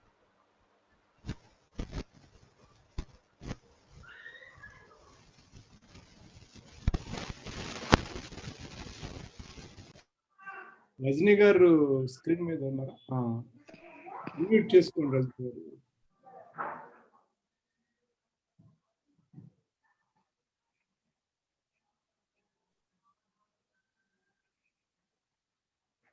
అన్మ్యూట్ చేసుకోండి రజనీ గారు, మీకు మీరుగా. ఓకేనండి, ఇప్పుడు అయింది. అధ్యక్షత వహించినటువంటి దివాకర్ బాబు గారికి, ప్రధాన వక్తలైనటువంటి ఆర్వి రామారావు గారు, విశాలాంధ్ర సంపాదకులు, మిత్రురాలు రాఘవాచారి గారి సహధర్మచారిణి అయినటువంటి జ్యోత్స్న గారు, ఈ వెబినార్ లో పార్టిసిపేట్ చేస్తున్నటువంటి పెద్దలు, మిత్రులందరికీ కూడా నమస్కారం. ముందుగా రాఘవాచారి ట్రస్ట్ నిర్వాహకులకి ధన్యవాదాలు చెప్పాలి. ఎందుకంటే ఒక కాంటెంపరీ సబ్జెక్ట్ ని ఇవాళ చర్చాంశంగా ఎన్నుకున్నందుకు. ఈ డెమోక్రసీ అనే ఒక గ్రీక్ పదానికి తెలుగు మాట ప్రజాస్వామ్యం. అబ్రహాం లింకన్ ఇచ్చినటువంటి నిర్వచనం ప్రజల చేత, ప్రజల కొరకు, ప్రజల యొక్క. నాకెప్పుడు ఇది ఒక పెద్ద మిస్నామర్ గా వినబడుతూ ఉంటుంది. ఇక్కడ ప్రజ అనేది చాలా ముఖ్యమైనటువంటి పదం. ప్రజ అంటే ప్రజలందరూ అని అర్థం. కానీ ప్రజాస్వామ్య వ్యవస్థ నిర్మాణంలో ప్రతి పౌరుడు భాగస్వామి అవుతున్నాడా, అవడం సాధ్యమేనా అని ఆలోచిస్తే అది కాదు. కనుక మన డైరెక్ట్ డెమోక్రసీ కాకుండా రిప్రజెంటేటివ్ డెమోక్రసీగా ఉంది. మెజారిటీ ప్రజలు ఎన్నుకునే వ్యవస్థే ప్రజాస్వామ్యం. ప్రజలు ఎన్నుకునే ప్రభుత్వం ప్రజల ఆశయాలకు అనుగుణంగా ఉంటుందనే నమ్మకం. కానీ చరిత్ర చూసినట్లయితే ఇది ఆచరణలో అబద్ధంగా మిగిలిందని మనందరికీ తెలుస్తోంది. భారతదేశంలో ఎమర్జెన్సీ పెట్టినప్పుడు ఇందిరాగాంధీ అన్న మాటలు, ఈ దేశానికి జబ్బు చేసింది కనుక మందు, అంటే ఆమె దృష్టిలో మందు అంటే ఎమర్జెన్సీ, ఆ మందు వేయాలి అని. ఆ మందు చేదుగా ఉన్నప్పటికీ పిల్లవాడి ఆరోగ్యం బాగుపడాలంటే తప్పదు. పిల్లవాడికి బాధ కలుగుతుంది. పిల్లవాడికి బాధ కలిగితే తల్లికి బాధే, కానీ తప్పదు. ఆ మందు పనిచేసినట్లు కూడా కనిపిస్తుందని చెప్పేసి ఆమె చెప్పడం జరిగింది. ఇందులో అన్నిటికన్నా మనకు ఆహ్లాదం కలిగించే మాట ఏంటంటే ఆ మందు కనీసం చేదుగా ఉందని ఆవిడ ఒప్పుకోవడం. ఆమె అనుకున్న జబ్బు ఏంటంటే పౌరులు నోరెత్తి ప్రశ్నించటం. మందు పని చేయటం అంటే జనం నోరు మూసుకోవడం. ఎమర్జెన్సీలో పౌరులు ఎలాంటి వేధింపులకి గురి కాబడ్డారో మనందరికీ తెలుసు. కోర్టు తీర్పులను అధిగమించడానికి తెచ్చినటువంటి చట్టాలు, చట్ట సవరణ విషయం కూడా మనకు తెలుసు. దాని పర్యవసానమే జనతా గవర్నమెంట్. కనుక ప్రజలు తమకు మంచి అనుకున్నది వారు ఎన్నుకున్న ప్రతినిధులు అనుకోని సందర్భం ఎమర్జెన్సీ. ఎమర్జెన్సీనే కాదు, ఎన్నో సందర్భాలు వెల్లువెత్తే ప్రతి ప్రజా నిరసన కూడా ఈ భావనకు తార్కాణం. ప్రజలు అణిచివేతే సమాజానికి సరైన మందు అయితే స్వేచ్ఛ, స్వాతంత్రాలు ఊపిరిగా ఉన్నటువంటి మన రాజ్యాంగానికి అర్థమే ఉంటుంది. ప్రముఖ ఫిలాసఫర్ నిషే అన్నట్లు వాస్తవాలు అనేవి ఏమీ లేవు, వివరణలు మాత్రమే. ఆయన భాషలో చెప్పండి, there are no facts, only interpretations. కనుక మంచి చెడు అనేవి కూడా ఇంటర్ప్రిటేషన్సే, వాస్తవాలు కావు. ప్రజల చేత ఎన్నుకోబడే ప్రజాస్వామ్యం అయితే మన ప్రభుత్వాలన్నీ ప్రజాస్వామ్య ప్రభుత్వాలే. ఎందుకంటే మన దేశంలో ప్రజా బ్యాలెట్ ద్వారానే ప్రభుత్వాలు ఎన్నుకోబడతాయి కనుక. కానీ ఆ ప్రభుత్వాలు ప్రజల యొక్క ప్రభుత్వాలుగా ప్రజల కోసం పనిచేయనప్పుడు ఈ ప్రజల యొక్క విజ్ఞతని విశ్లేషించడంలో అవసరం తప్పక ఏమీ మిగలదు. ఇంత విశాల దేశంలో వివిధ మతాలు, వివిధ భాషలు, ముఖ్యంగా వివిధ వర్గాలు ఉన్న దేశంలో ప్రజల కోసం ప్రజల చేత అనే మాటకు పెద్ద అర్థం కనిపించదు. ప్రజలందరి మనోభావాలు, అవసరాలు ఒకటే అయినప్పుడు బహుశా ఒక దేశ ప్రజలు ఎన్నుకునే ప్రభుత్వాన్ని ప్రజల చేత ఎన్నుకోబడిన ప్రభుత్వంగా మనం వ్యవహరించవచ్చు. 74% మాత్రమే అక్షరాస్యత, 17% పేదరికం. పేదరికం అంటే తినడానికి సరైన తిండి లేక మాల్ న్యూట్రిషన్ తో ఉన్నటువంటి శాతం. 20 కోట్ల జనాభా ఈ పరిస్థితుల్లో ఉంది. పేదరికం అంటే ఒక మనిషి సౌకర్యంగా బ్రతకలేని పరిస్థితి కనుక మనం అర్థం చేసుకున్నట్లయితే అంతకన్నా చాలా ఎక్కువ శాతం పేదరికం ఉన్నట్లు మన దేశంలో. ఈ నేపథ్యం ఉన్న ప్రజా ఉద్యమాల శాతం చూస్తే మాత్రం చాలా తక్కువగా ఉంది మన దేశంలో. ప్రజాస్వామ్య ప్రభుత్వం అంటే సమాధానం దొరకని ఎన్నో ప్రశ్నలు తలెత్తుతాయి. ఒక విచిత్ర పరిస్థితి ఏంటంటే ప్రజల చేత ఎన్నుకోబడిన ప్రభుత్వం ఉండగానే ప్రజాస్వామ్యాన్ని కాపాడుకునే ఉద్యమాలు రావటం. ఇది ఓటర్ల ఆలోచన స్థాయినే కాక రాజకీయ నాయకుల నిజాయితీని కూడా నిదర్శిస్తుంది. ప్రజాస్వామ్యం మీద దాడులు అనేది వాటి చర్చాంశం. ఇది చాలా కాంటెంపరీ సబ్జెక్ట్.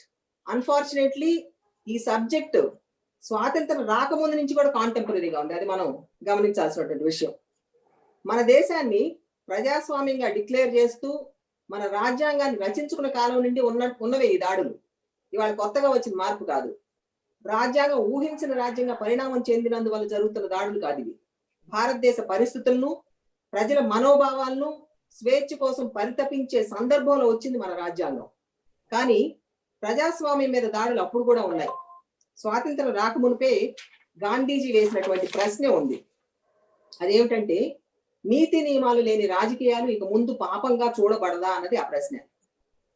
ఇంతకుముందు వక్తలు ప్రస్తావించినట్టు 288 సీట్లు ఉన్న అసెంబ్లీలో 56 సీట్లు వచ్చిన పార్టీ చీఫ్ మినిస్టర్ స్థానానికి పోటీ పడటం అర్థం ఏమిటి?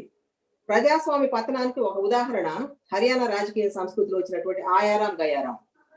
ఇది ఒక రివాజుగా మారి ఎన్నో అకృత్యాలకు కారణమైంది. ఎమ్మెల్యేలను తీసుకెళ్లి హోటల్స్ లో పెట్టినప్పుడు అవి ప్రజాస్వామ్యానికి చేటు అని, ప్రజల అభీష్టాన్ని బేఖాతరు చేయటం అని గొంతెత్తని మీడియా. ప్రజలు నాయకులను ఎన్నుకునేది పదవుల కోసం, ఇంత దిగజారిన ప్రవర్తన ప్రదర్శించడం కోసమా? ఎన్నో రాష్ట్రాల్లో జరుగుతున్నటువంటి ప్రక్రియ పార్లమెంట్ దృష్టికి వెళ్ళలేదా? తగు చట్టం చేయడానికి అభ్యంతరం ఎందుకు మరి? గాంధీజీ అన్నట్లు నిజమైన స్వాతంత్రం కొంతమంది అధికారాన్ని అందుకోవటంలో కాదు, అటువంటి అధికారం దుర్వినియోగం అయినప్పుడు దానిని ఎదుర్కొనే శక్తిని ప్రజలందరూ సమకూర్చుకోవటంలో ఉంటుంది. గాంధీజీ గారు అన్న మాటలు ఇట్లా ఉన్నప్పటికీ మనకు తెలుసు నెహ్రూ గారు నేషనల్ కాంగ్రెస్ కి ప్రెసిడెంట్ గా ఎన్నుకున్నప్పుడు ఎంత ప్రజాస్వామ్యం అక్కడ పణంగా పెట్టబడిందో మనందరికీ తెలుసు. ప్రజాస్వామ్యం అనేది మెజారిటీ పీపుల్ జాతి ప్రయోజనం, సొంత ప్రయోజనం కన్నా గొప్పదని భావించినప్పుడే కాపాడబడుతుందని గాంధీజీ చెప్పారు. ప్రజాస్వామ్యం అంటే ప్రజలదే కానీ వారు ఎన్నుకునే ప్రతినిధులు నిస్వార్థులైనప్పుడే, నీతికి కట్టుబడి ఉన్నప్పుడే ప్రజాస్వామ్యం కాపాడబడుతుంది. ప్రజాస్వామ్యాన్ని ప్రశ్నించే గొంతుకి ప్రభుత్వాలు సమాధానంగా నిలబడినప్పుడే ప్రజాస్వామ్యం వర్ధిల్లుతుంది. ఆ గొంతులోని ఆవేదనని చల్లబరిచే కోరిక ఉన్నప్పుడే ప్రభుత్వాలు ప్రజాస్వామ్యాన్ని కాపాడినట్లు. చల్లబరచడం అంటే నొక్కివేయడం కాదు, ఆ ప్రశ్నలో ఉన్న మార్గదర్శకత్వాన్ని అర్థం చేసుకున్నప్పుడే ప్రజాస్వామ్యం పటిష్టపడుతుందని నా అభిప్రాయం.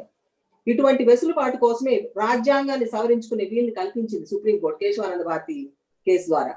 రాజ్యాంగాన్ని అస్సలు సవరించడానికి వీల్లేదన్నటువంటి గోలక్నాథ్ కేసుకి భిన్నంగా సవరించే స్వాతంత్ర్యం ఉండాలి, కానీ మౌలికమైనటువంటి అంశాలను మాత్రం మార్చడానికి వీలు లేదు అని చెప్పింది. దాన్ని మనం బేసిక్ స్ట్రక్చర్ డాక్ట్రిన్ గా వ్యవహరిస్తాం. రాజ్యాంగం అనేది ఒక సజీవ డాక్యుమెంట్, అది ఒక డెడ్ లెటర్ కాదు. ప్రజల శ్రేయస్సు కోసం సవరణలు అవసరమైనప్పుడు ఆ వెసులుబాటు తప్పనిసరిగా ఉండాలి అని చెప్పింది. మారే కాలంతో పాటు మారే అవసరాలు కూడా ఉంటాయి, నీతి కూడా కాలంతో పాటు మారుతుంది. వాటికి అనుగుణంగా అవసరమైనటువంటి మార్పులు చేయడానికి రాజ్యాంగం ఎప్పుడు అనుకూలంగా ఉండాలి. కానీ ఇవాల్టి మన ప్రజాస్వామ్యంలో పాలితుల కోసం కాకుండా పాలకుల కోసం, వారి రాజకీయ అవసరాల కోసం రాజ్యాంగ సవరణను ప్రతిపాదించడం జరుగుతూ ఉంది. ప్రజలు రాజ్యాంగానికి కాపలాదారులుగా ఉండగలిగితే నిజమైన ప్రజాస్వామ్యం సాధ్యమవుతుంది. జస్టిస్ హెచ్ఆర్ కన్నా గారు ప్రతిపాదించినటువంటి బేసిక్ స్ట్రక్చర్ లో ముఖ్యమైనవి ప్రాథమిక హక్కులు. ప్రాథమిక హక్కుల్ని కాలరాచే పరిస్థితిలో రాజ్యాంగ సవరణ చెల్లదు అన్నారు. బేసిక్ స్ట్రక్చర్ లో ఏ అంశాలు ఉంటాయి అనేది కోర్టు తన ముందుకు వచ్చినటువంటి ఒక్కొక్క కేసును బట్టి నిర్ణయిస్తుందని చెప్పేసి చెప్పడం జరిగింది. స్థూలంగా ఈ బేసిక్ స్ట్రక్చర్ లో వచ్చేటటువంటి అంశాలు ఏమిటంటే సుప్రిమసీ ఆఫ్ ది కాన్స్టిట్యూషన్ అంటే రాజ్యాంగ సార్వభౌమత్వం, రూల్ ఆఫ్ లా అంటే న్యాయ ప్రకారం, సెపరేషన్ ఆఫ్ పవర్స్ శక్తి విభజన, రాజ్యాంగ పీఠికలో చెప్పినటువంటి అంశాలు, అట్లాగే జ్యుడిషియల్ రివ్యూ అంటే న్యాయ సమీక్ష, ఫెడరలిజం సమాఖ్యవాదం, సెక్యులరిజం లౌకికవాదం, ప్రాథమిక హక్కులు, ఫ్రీ అండ్ ఫెయిర్ ఎలక్షన్స్ అంటే స్వేచ్ఛాయుత ఎన్నికలు, ఇండిపెండెన్స్ ఆఫ్ జ్యుడిషియరీ స్వతంత్ర న్యాయ వ్యవస్థ. ఇవన్నీ కూడా బేసిక్ స్ట్రక్చర్ లో ఉన్నటువంటి కొన్ని ముఖ్యమైనటువంటి అంశాలుగా మనం అర్థం చేసుకోవచ్చు. కనుక వీటి ఉల్లంఘన జరిగే విధంగా ఏ రాజ్యాంగ సవరణ కూడా ఉండకూడదు అనేది కేశవానంద భారతి కేసులో చెప్పినటువంటి విషయం. కానీ ఇవాళ మనం కనుక చూస్తే రాజ్యాంగాన్ని కాపాడవలసిన ప్రభుత్వాలే రాజ్యాంగాన్ని నిర్వీర్యం చేస్తున్నాయి. ప్రజలు రాజ్యాంగాన్ని కొమ్ము కాయాలంటే ఇందాక అనుకున్నట్లు వారి విజ్ఞాన స్థాయి పెరగాలి. వారికి ఆ స్థాయి పెరగాలంటే ఆ స్థాయిని పెంచే ప్రభుత్వాలు రావాలి. కనుక గుడ్డు ముందా పిల్ల ముందా అన్నట్లు ఉంది ఈ ప్రశ్న మనకి. ఇవాళ భారతీయ శిక్షా స్మృతిలో సెక్షన్ 121, 121A ఉపయోగించి ఎత్తిన గొంతుల్ని నిలిపివేసే పరిస్థితుల్ని మనం చూస్తూనే ఉన్నాం. నేను ఇంతకు ముందు చెప్పినట్లు ఎత్తిన గొంతుల్లోని ఆక్రోశాన్ని సహృదయంతో అర్థం చేసుకునే పాలకుల్ని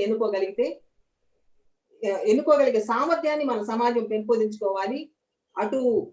అటువంటి స్థాయి ఉన్న ప్రజ ఉన్నప్పుడే నిజమైన ప్రజాస్వామ్యం ఏర్పడుతుంది. ప్రజాస్వామ్యంపై జరిగే దాడులు కూడా ఆగుతాయి.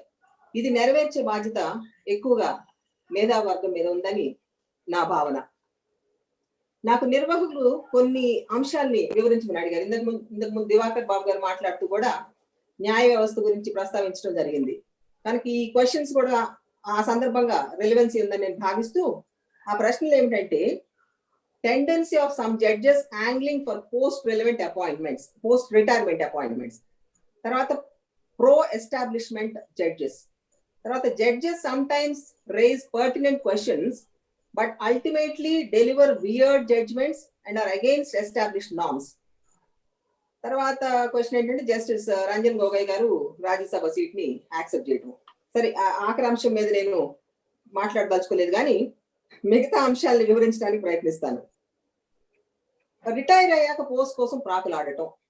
కొన్ని పోస్ట్ రిటైర్డ్ హైకోర్టు జడ్జెస్ కోసమే నిర్దేశించబడిన పోస్టులు కూడా ఉన్నాయి. మనకు తప్పనిసరిగా వాళ్ళని నియమించాల్సినటువంటి పరిస్థితులు ఉన్నాయి. రిటైర్ అయ్యాక అనే కాదు, ఈవెన్ హైకోర్టు జడ్జెస్ గా అపాయింట్ అవ్వాలంటే కూడా గవర్నమెంట్ కు అనుకూలంగా లేకపోయినా వ్యతిరేకంగా ఉండకూడదు.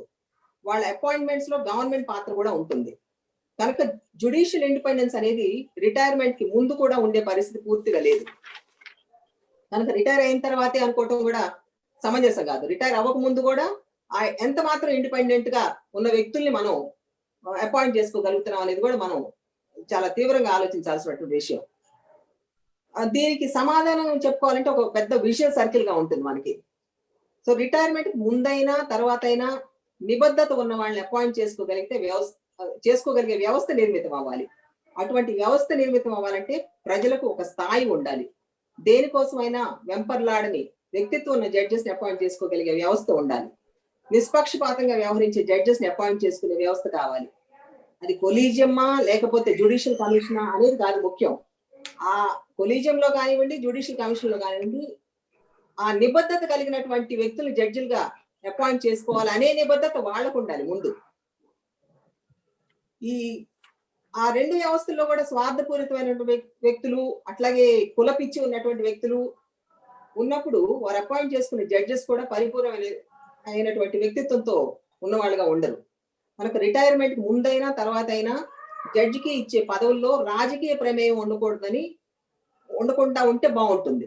కనుక రిటైర్మెంట్ తర్వాత పదవులు తీసుకోవటమే తప్పు కాదు, కానీ ఆ పదవులను పొందాలనే ఆలోచనతోటి పని చేయటం అనేది తప్పని నేను భావిస్తున్నాను. ఇంకా ప్రో ఎస్టాబ్లిష్మెంట్ జడ్జెస్, జడ్జెస్ లో చాలా రకరకాల జడ్జెస్ ఉంటారు. Pro establishment, anti establishment, timid judges ఉంటారు, బోల్డ్ జడ్జెస్ ఉన్నారు, కరప్ట్ జడ్జెస్ ఉన్నారు, ఆనెస్ట్ జడ్జెస్ ఉన్నారు, బయాస్ జడ్జెస్ ఉంటున్నారు, ఫోర్త్ రైట్ జడ్జెస్ ఉన్నారు. ముందుగా జడ్జెస్ కూడా అంటే సామాన్యంగా ఎట్లా ఉంటుందంటే జడ్జెస్ అంటే ఎక్కడి నుంచో ఊడిపడ్డారు, దైవ సమానులు, దైవ స్వరూపులు అనేటటువంటి ఒక అర్థం లేనటువంటి ఒక నమ్మకం ప్రజల్లో ఉంది. కనుక జడ్జెస్ కూడా అనేటటువంటిది ముందుగా అర్థం చేసుకోవాలి. ఈ సమాజంలో నుంచి వచ్చిన వాళ్ళే అనేది మనం అర్థం చేసుకోవాలి. కనుక సమాజంలో ఉన్నటువంటి రుగ్మతలన్నీ న్యాయ వ్యవస్థలో కూడా ఉంటాయి అనేది మనం తెలుసుకోవాలి. కాకపోతే స్థాయి భేదం ఉండవచ్చు. ఒక చిన్న ఉదాహరణ చెప్పాలంటే, ఒక ఎన్జిఓ, సాక్షి అనేటువంటి ఎన్జిఓ ఒకసారి న్యాయ వ్యవస్థ మీద ఒక సర్వే కండక్ట్ చేసింది. చేస్తూ న్యాయమూర్తిని ప్రశ్నించినప్పుడు 70% న్యాయమూర్తులు ఆడవాళ్ళని ఒక దెబ్బ కొడితే తప్పు కాదనేటటువంటి అభిప్రాయాన్ని వ్యక్తం చేశారు. కనుక ఆ అభిప్రాయం వాళ్ళకి ఎక్కడి నుంచి వచ్చిందని మనం ఆలోచించుకోవాల్సినటువంటి పరిస్థితి. తన చుట్టూ ఉన్న స్త్రీల నుండి వస్తుంది. ఒక జడ్జికి అభిప్రాయం వచ్చిందంటే ఎక్కడి నుంచో రాదు, తన చుట్టూ ఉన్నటువంటి సమాజం, ముఖ్యంగా అందులో ఉన్నటువంటి స్త్రీలు. కనుక తను పెరిగినటువంటి వాతావరణం, తనకున్నటువంటి మానసిక పరిపక్వత, తను చదివినటువంటి చదువు, తన కుటుంబ నేపథ్యం, ఇవన్నీ కూడా అతని మీద ప్రభావం చూపిస్తాయి. ఇంకొక ఉదాహరణ 1983లో అనుకుంటాను, జస్టిస్ పిఏ చౌదరి గారు ఇచ్చినటువంటి ఒక జడ్జిమెంట్ ని నేను ఇక్కడ నిలబెట్టుగా ఉదహరించదలుచుకున్నాను. సెక్షన్ 9 హిందూ మ్యారేజ్ యాక్ట్, అది రెస్టిట్యూషన్ ఆఫ్ కాంజుగల్ రైట్స్ అనేటటువంటి దానికి సంబంధించినటువంటి సెక్షన్. దాని మీద ఆయన ఒక జడ్జిమెంట్ ఇవ్వటం జరిగింది. ఆ సెక్షన్ 9 ఏమిటంటే, రెస్టిట్యూషన్ ఆఫ్ కాంజుగల్ రైట్స్ అంటే భార్యాభర్తల మధ్య విభేదాలు వచ్చినప్పుడు అందులో ఏ ఒక్కళ్ళైనా కూడా కోర్టుకు వెళ్ళి నాకు నా భర్త పొందు కానివ్వండి, భార్య పొందు కాని కావాలి, నాకు మళ్ళీ రెస్టిట్యూట్ చేయండి అని అడిగేటటువంటి ఒక సౌలభ్యం సెక్షన్ 9 హిందూ మ్యారేజ్ యాక్ట్ లో ఉంది. జస్టిస్ పిఏ చౌదరి గారు ఆ famous Saritha case, cinema actor Saritha case, అది అందులో ఏమన్నారంటే, ఆమె భర్త ఆ సెక్షన్ ఉపయోగించుకొని ఒక డిగ్రీ పొందడం జరిగింది రెస్టిట్యూట్ చేయమని. అప్పుడు పిఏ చౌదరి గారు వారు గమనించిన ఏమనాలి ఆ ఇన్ఈక్వాలిటీని, ఇప్పుడు ఆ సెక్షన్ 9 అనేది ఆడవాళ్ళకి మగవాళ్ళకి సమానంగా అప్లై చేయటం కాన్స్టిట్యూషన్ రాజ్యాంగబద్ధమేనా? ఒక స్త్రీని రెస్టిట్యూషన్ ఆఫ్ కాంజుగల్ రైట్స్ ఇస్తే తనకి ఇష్టం లేకపోయినప్పటికీ కూడా తన శరీరం మీద ఒక పురుషుడు దాడి జరిపేటటువంటి పరిస్థితి ఉంది అక్కడ. అంటే శారీరక అంటే ఆ శరీర నిర్మాణాన్ని బట్టి ఒక స్త్రీకి ఇష్టం లేకపోయినప్పటికీ కూడా సంసారం చేయించగలిగేటటువంటి పరిస్థితి పురుషుడికి ఉంటుంది. అదే పరిస్థితి స్త్రీకి ఉండదు. స్త్రీకి ఇష్టం లేకపోతే, పురుషుడికి ఇష్టం లేకపోతే స్త్రీ బలవంతం చేసినా కూడా పురుషుడితో సంసారం చేయించగలిగే పరిస్థితి ఉండదు. కానీ శరీర నిర్మాణంలో ఉన్నటువంటి ఈ తేడాని గమనించి పిఏ చౌదరి గారు ఈ సెక్షన్ 9 అనేది అన్కాన్స్టిట్యూషనల్ అని కొట్టివేయడం జరిగింది. కొట్టివేసినప్పుడు ఒక పెద్ద అప్రోర్ సమాజంలో, ఏంటి స్త్రీలకు ఎంత హక్కుల్ని ఇవ్వాలని, అంటే ఒక వీక్నెస్ నుంచి ఒక స్త్రీని బయటపడేసేటటువంటి ఒక తీర్పు వస్తే దాన్ని ఆ స్త్రీకి వచ్చినటువంటి హక్కుగా భావించడం జరిగింది అప్పుడు సమాజం. అందులో పెద్ద పెద్ద అడ్వకేట్స్ కూడా ఉన్నారు. దురదృష్టవశాత్తు నేను ఎందుకు చెప్తున్నానంటే ఈ అంశం, అటువంటి అడ్వకేట్స్ కూడా జడ్జెస్ అయ్యేటటువంటి పరిస్థితి ఉంది. దురదృష్టవశాత్తు అటువంటి వాళ్ళు న్యాయశాస్త్రాన్ని బాగా అవపోషణ పట్టగలరు. అట్లాంటి వాళ్ళు కూడా జడ్జి పోస్ట్ వచ్చినప్పుడు వారి యొక్క సొంత భావాల్ని జడ్జిమెంట్స్ లో రిఫ్లెక్ట్ చేయగలుగుతారు. ఎట్లా అంటే పిఏ చౌదరి గారి జడ్జిమెంట్ ని తిరగదోడినటువంటి సుప్రీంకోర్టు జడ్జెస్ లాగా. సుప్రీంకోర్టుకి వెళ్తే ఈ కేసు, సుప్రీంకోర్టు జడ్జెస్ ఏమన్నారంటే, ఎంత దురదృష్టకరమో చూడండి, పడక గదిలో రాజ్యాంగ సూత్రాలని అమలు చేయడానికి వీల్లేదు. పడక గదిలో రాజ్యాంగ సూత్రాలను అమలు చేస్తే ఒక చైనా వేర్ షాప్ లో ఒక బుల్ ని వదిలిపెట్టినట్టు, అంటే ఒక గాజు సామాన్లు ఉన్నటువంటి షాప్ లో ఒక దున్నపోతుని వదిలేసిన పద్ధతిలో ఉంటుంది అని చెప్పినటువంటి నేపథ్యం దురదృష్టం. కనుక ఇవాళ మనం జడ్జెస్ ఇచ్చేటటువంటి తీర్పులు వారి నేపథ్యాన్ని బట్టి, వారు పెరిగినటువంటి వాతావరణం బట్టి, వాళ్ళ యొక్క సొంత ఫిలాసఫీని బట్టి ఉంటాయని మనం అర్థం చేసుకోవాలి. కనుక ఈ తేడాన్ని మనం గమనించినట్టయితే ఎక్కడ లోపం ఉంది, ఆ లోపాన్ని మనం ఎలాగా నిర్మూలించాలి అనేటటువంటి ఆలోచన తీవ్రంగా చేయాల్సినటువంటి అవసరం. కనుక ఏ స్థాయిలో ఉన్నా కూడా జడ్జెస్ వాళ్ళ యొక్క వ్యక్తిత్వాన్ని బట్టి వాళ్ళు ఇచ్చే జడ్జిమెంట్స్ ఉండే అవకాశం ఉంది. న్యాయ సూత్రాలు స్పష్టంగా లేనప్పుడు ఒక జడ్జి యొక్క సొంత ఫిలాసఫీ అంటే ఆలోచన విధానాన్ని తన జడ్జిమెంట్ లో పెట్టగలుగుతాడు. ఒక యూనిఫామిటీ తీసుకురావడానికి ఈ జ్యుడిషియల్ అకాడమీస్ ఉన్నాయి. అక్కడ ఇచ్చే ట్రైనింగ్ ప్రాముఖ్యత కూడా మనకి అవసరమైనటువంటి అంశం. ఒక జడ్జి ఎలా ఆలోచించాలి, న్యాయ సూత్రాన్ని ఎట్లా ఇంటర్ప్రిట్ చేయాలి అనేది ఆ ట్రైనింగ్ లో భాగంగా ఉండాలి. ఇంతకు ముందు చెప్పినట్టు న్యాయ సూత్రాన్ని అన్వయించుకునే క్రమంలో జడ్జెస్ యొక్క ఫిలాసఫీ అనేది మేజర్ రోల్ ప్లే చేస్తుంది. కనుక ఏంటంటే ఈ ఒక పటిష్టమైనటువంటి చట్టాలు, ఎక్కువ పర్సనల్ ఇంటర్ప్రిటేషన్ కి స్కోప్ లేనటువంటి చట్టాలని కనుక మనం చేయగలిగితే అప్పుడు ఈ జడ్జెస్ యొక్క పర్సనల్ ఫిలాసఫీస్ అక్కడికి వచ్చే అవకాశం తక్కువగా ఉంటుంది. కాబట్టి అటువంటి జడ్జిమెంట్స్ తేడాలు లేనటువంటి పరిస్థితి ఉంటుంది. ఇక జడ్జిమెంట్స్ గురించి కొన్ని పర్టినెంట్ క్వశ్చన్స్ రేజ్ చేసుకొని కూడా చివరిలో ఎందుకు దారి తప్పుతారు అనేది నెక్స్ట్ వచ్చినటువంటి క్వశ్చన్. జస్టిస్ కార్డజో అని ఒక ఇంగ్లీష్ జడ్జి ఉన్నారు. ఆయన ఏం చెప్తారంటే, రోజు జడ్జెస్ ఎన్నో జడ్జిమెంట్స్ రాస్తుంటాం. ప్రతి జడ్జి జీవితంలో కొన్ని వందల జడ్జిమెంట్స్ రాస్తాడు. కానీ ఏ జడ్జినైనా పట్టుకొని జడ్జిమెంట్ ఎలా రాయాలి అని అడిగినట్లయితే ఆ జడ్జి ఆన్సర్ చెప్పే పరిస్థితిలో ఉండడు. కనుక ఆ జడ్జిమెంట్ రైటింగ్ లోకి ఏమేమి అంశాలు వెళ్తాయి అని ఎక్స్ప్లెయిన్ చేయాలంటే ఏ జడ్జి కూడా సాధ్యం కానటువంటి విషయం. ఒక కేసు విన్న దగ్గర నుంచి జడ్జిమెంట్ రాసే వరకు జరిగేటటువంటి ఆలోచనలో ఎన్నో మార్పులు, కంటికి కనిపించే న్యాయ సూత్రాన్ని తన ముందర కేస్ ఫ్యాక్ట్స్ కి అప్లై చేసే దాంట్లో ఎన్నో ప్రక్రియలు ఉంటాయి. ఏ మనిషిలోనైనా ప్రశ్నలు తలెత్తినంత తేలిగ్గా సమాధానాలు రావు. అక్కడ కూడా జడ్జి స్థాయి ప్రాముఖ్యతను సంతరించుకుంటుంది. అదే కాకుండా ఆ కేసుకు సంబంధించినటువంటి న్యాయవాదుల సహకారం కూడా ముఖ్యమైనటువంటి అంశం. సో సరైన అసిస్టెన్స్ వాళ్ళ దగ్గర నుంచి రానప్పుడు కూడా ఇలా జరిగే అవకాశం ఉంది.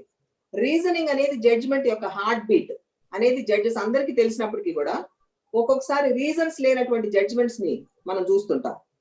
దానికి కారణం నేను పైన చెప్పినటువంటి కొన్ని అంశాలు.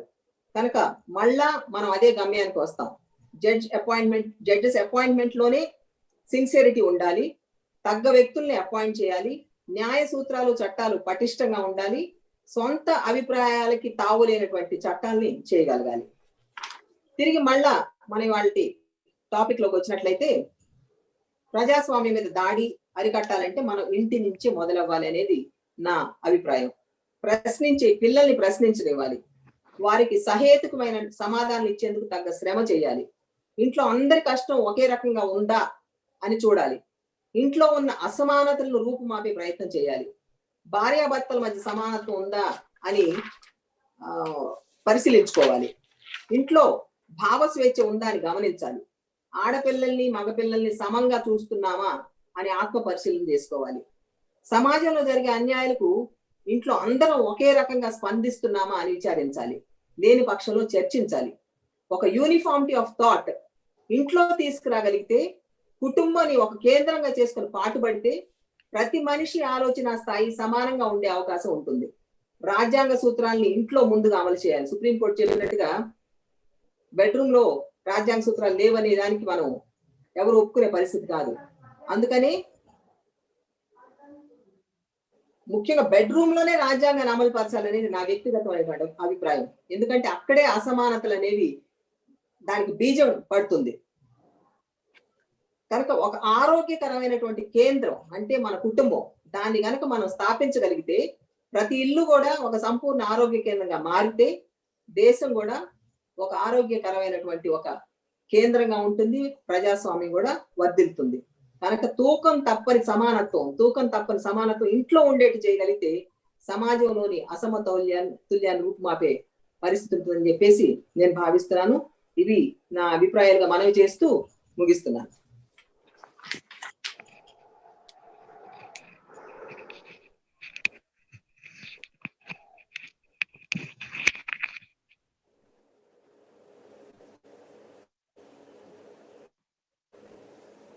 దివాకర్ బాబు గారు.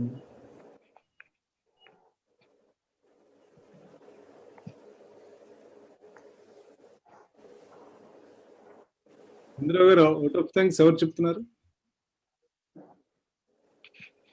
అన్మ్యూట్ చేసి.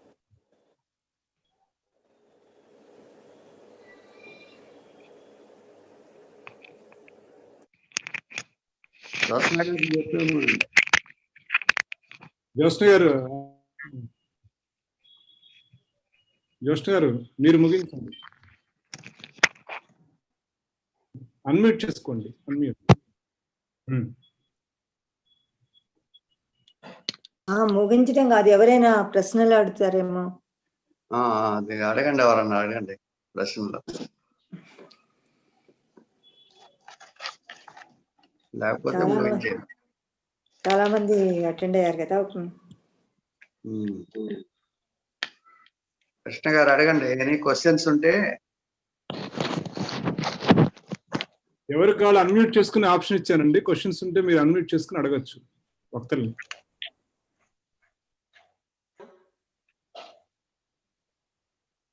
కృష్ణ గారు, అధ్యక్షుల వారి అనుమతితో చెప్పండి. అధ్యక్షుల వారి అనుమతితో అంటే ప్రశ్న కాదు కానీ అధ్యక్షుల వారి తొలి పలుకులు, ఆర్వీఆర్ గారి ప్రసంగం, మేడం రజనీ గారి ప్రసంగం చాలా బాగున్నాయి.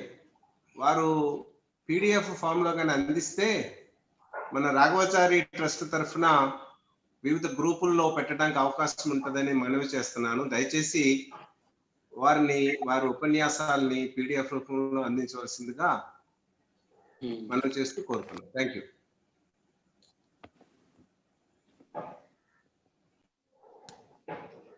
Good session. ఇంకెవరైనా మేడం నమస్తే మేడం. నేను ఒక ప్రశ్న వేస్తాను మేడం. నాదొక ప్రశ్న మేడం. హలో, మాట్లాడండి, చెప్పండి మేడం. హానరబుల్ జస్టిస్ రజనీ గారికి ఒక ప్రశ్న మేడం. రజనీ గారు నమస్తే మేడం. నేను సత్యనారాయణ హైకోర్టు అడ్వకేట్ మేడం. వినపడుతుంది మేడం? వినపడుతుంది, చెప్పండి మేడం. న్యాయ వ్యవస్థ ఆదేశాలను పాటించని ప్రభుత్వాల మీద ఎటువంటి చర్య తీసుకోవచ్చు న్యాయపరంగా మేడం? అంటే ప్రభుత్వాలు రద్దు చేసే దిశగా అవకాశం ఉందా మేడం? లేకపోతే ఏ రకంగా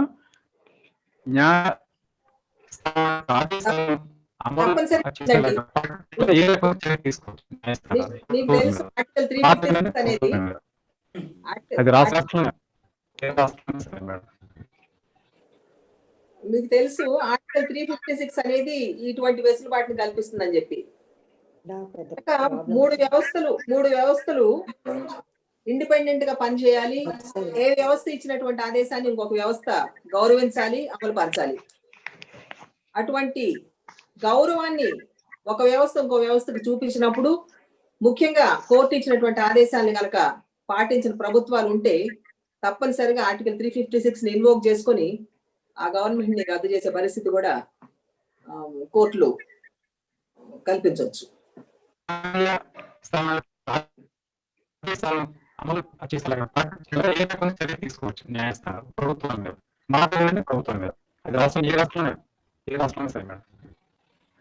అంటే కోర్టులు సువమోటోగా తీసుకునేటటువంటి పరిస్థితి ఉంటుందో లేదో కొంచెం విచారించాల్సినటువంటి అవసరం. మీ వాయిస్ అంటే క్లియర్ లేదే? వాయిస్ క్లియర్ లేదండి, అసలు వాయిస్ బ్రేక్ అవుతుంది. అంటే విషయం అయితే స్థూలం కాదండి, విషయం అయితే మీకు అర్థమైంది. ఆర్టికల్ 356 కింద ఉన్న పవర్స్ ని ఇన్వోక్ చేసుకునేటటువంటి హక్కు కోర్ట్స్ కి ఉంటుంది.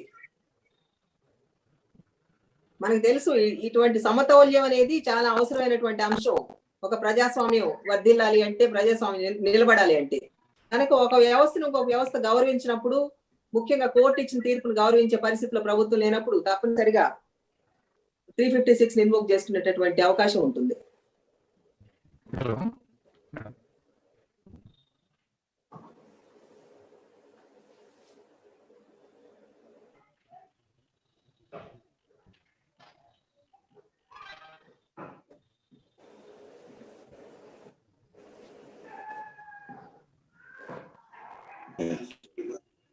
బ్రేక్ అవుతుంది జోసెఫ్.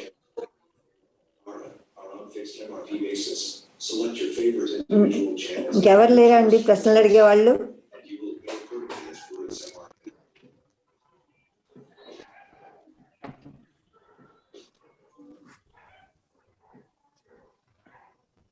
అయితే ముగించచ్చా? ఆ? ముగించేయండి. సభకు నమస్కారం. ఈవేళ ఈ ప్రజాస్వామ్యంపై దాడి అనే దీని మీద రామారావు గారు, రజనీ గారు, దివాకర్ బాబు గారు చాలా మంచి ఇన్ఫర్మేషన్ ఇచ్చారు, బాగా మాట్లాడారు. అయితే చాలా మంది దీన్ని అటెండ్ అయ్యారు, కూడా హాజరయ్యారు. రామారావు గారికి, రజనీ గారికి, దివాకర్ బాబు గారికి ధన్యవాదాలు. అలాగే ఈ సభకి హాజరైన అందరికీ కూడా నమస్కారాలు, ధన్యవాదాలు. Okay, thank you everybody.